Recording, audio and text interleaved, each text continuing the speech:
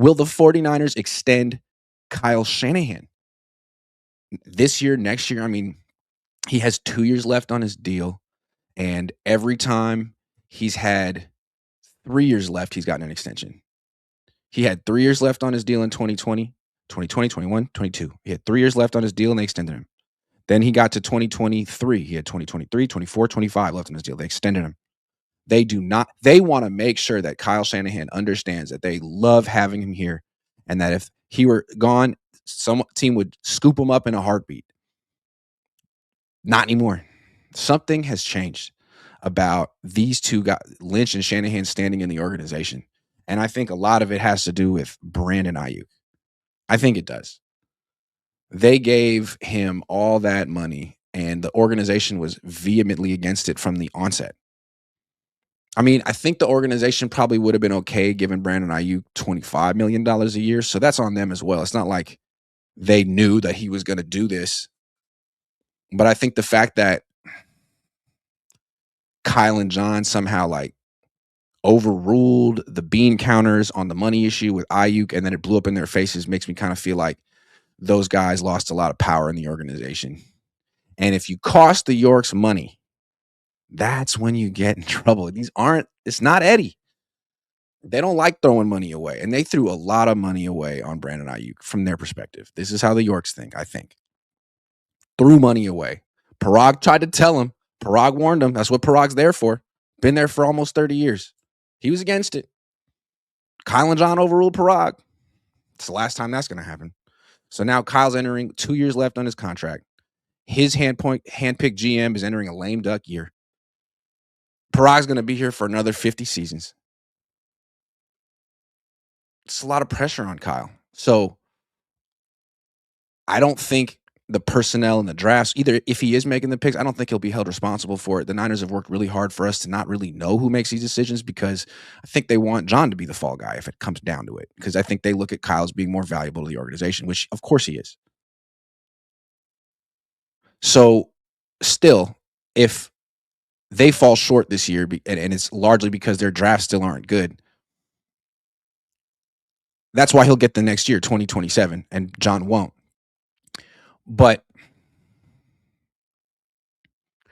with Kyle, he still needs to prove that a few things. One, that this whole resurgence, this 2025 where they overachieved and won games, all these close games, that had to do with his maturation, his leadership, his growth, and not Robert Saleh's. Because I don't know for sure. I thought that was Kyle's best season as a head coach. Was it a coincidence that you had Robert Saleh coming off a head coaching stint? This was Robert Saleh 2.0, not the guy you had in 2018. This was a much more seasoned, experienced Robert Saleh who brought the special teams coordinator with him. Big reason you were so awful in 2024 is that special teams was at the worst in the league. Then it became the best in the league. Saleh made that happen. Now you get to keep Brant Boyer, thank goodness. But I want to see, does that carry over? Or does the team, the cohesiveness, all the stuff that was so good in 2025 that wasn't in 2024, does it just go back to that stuff without Saleh? That's the one thing we need to see in terms of Kyle's leadership and head coaching abilities. That's big. Because, it looks like he's going to bring in Gus Bradley. Like, yikes. But then also his offense. Like, is he still cutting edge? Or is the league catching up to him? Or has the league already caught up to him? I mean, yeah, he did a good job against Lou Anarumo, the Colts DC. I mean, he put up some big numbers on Dennis Allen and the Bears DC, but like the top guys, Mike McDonald in particular, is killing him. And McDonald's in your division. And if it's been 2 games since you scored a touchdown against him, you haven't scored 20 points against this guy in the last 4 games. If it continues down this road next season, that could be grounds to fire or to let Kyle Shanahan go. Because if you don't have the answers to beat your main rival, that seems like one of the main reasons the Yorks moved on from Jim Harbaugh, right? If you remember that was about 11 years ago. They were riding high, but then all of a sudden it was clear that the Niners were the second best team in the NFC West, and that wasn't going to change.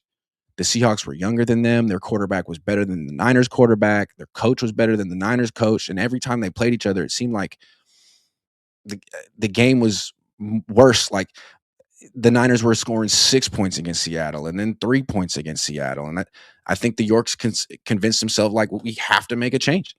Otherwise, we're never going to get over the hump.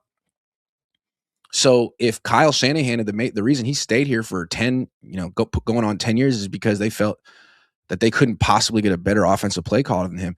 Well, is that still the case? Because now it's looking like other people can figure out things to do against Seattle. Kyle hasn't figured it out. I mean, Sean McVay can do it. And doesn't it seem like there's more and more and more good play callers? And doesn't it seem like maybe the trend of having an offensive play caller as a head coach might be ending? Just like the trend of giving every quarterback $55 million a year just because is kind of ending. I think those days are over. I think we're seeing a pendulum shift back to defense. Anyway, again, I think this comes back to the Yorks and how much money they want to spend. Kyle Shanahan is expensive. He's very expensive. And I bet he expects to get a raise on his next extension, even if he doesn't win a Super Bowl. Do the Yorks want to give him that? I mean, I don't think the Yorks have high standards. This isn't an Eddie DeBartolo situation where they're like, man, we got to get over the hump. They're happy to make money and be in the mix. We know that. But running this team is becoming more and more and more and more expensive. It's much more expensive than it was 10 years ago. And they're spending $53 million a year on a quarterback, something they've never done before. I mean, up until Nick Bosa, they'd never spent $30 million a year on a player. Up until Nick Bosa, that was 3 years ago. Now they're spending more than 30 a year on him, more than 30 a year on Trent, more than 50 a year on Brock. I mean, it's a whole different landscape now. Are they going to do they want to keep spending this much on a coach if he can't win the Super Bowl? And fans are kind of open to the idea of him leaving. I wouldn't be surprised. I mean, they did this with Harbaugh, right? Harbaugh was good, but not quite good enough. And instead of moving on to someone who was better and more expensive with an even more expensive assistant coaching staff, they brought in Tom Sula. They went as cheap as possible, man. Look at Tom Sula's staff. It must have been dollar store NFL coaching. I mean, it was as cheap as possible. That's the scary thing about the Yorks. When they make these changes, they make them for all the wrong reasons. And I understand why Niner fans always push back on me when I say, hey, Kyle's not going to get it done. Because Niner fans, especially the younger ones, they know exactly who owns his team. And they know it's likely that if Shanahan leaves, they'll find someone much worse than him. That the fact that they got him is kind of lucky. Right place, right time type of thing.